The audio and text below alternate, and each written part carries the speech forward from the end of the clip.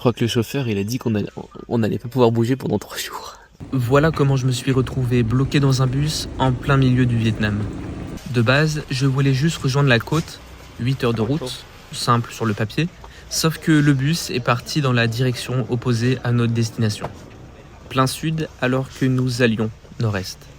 Puis rapidement, on a commencé à assister à des scènes qui allaient expliquer la raison de notre blocage.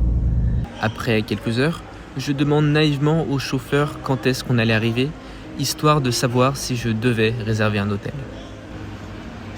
Mais je n'aurai jamais la réponse, et en fait, ça n'a pas d'importance, car on a fini complètement bloqué en pleine nuit sur la route.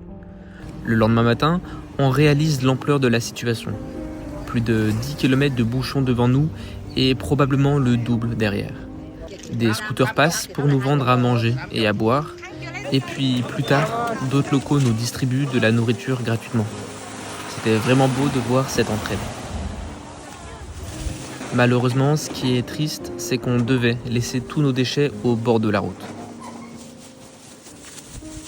Le soir, on mange sous les camions pour se protéger de la pluie et on passe une deuxième nuit coincé dans les bouchons. Au réveil, on avance enfin un peu, mais des tensions commencent à éclater entre le chauffeur et certains passagers.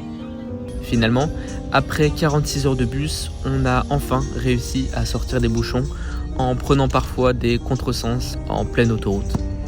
Et même si cette situation n'était pas la plus agréable, avec parfois aucun réseau, plus de batterie et un bus qui se transformait en sauna, je me voyais mal me plaindre quand tout autour de moi, des Vietnamiens avaient perdu leur maison et parfois des proches.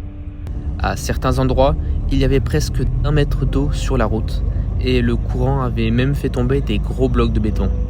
Mais bon, je me dis que cette aventure fait aussi partie de mon voyage et ça m'a montré en pleine face la réalité de la situation ici au Vietnam. Bon, après 50 heures de bus, je viens enfin d'arriver, ça fait trop plaisir. Je vais me reposer vraiment à fond là.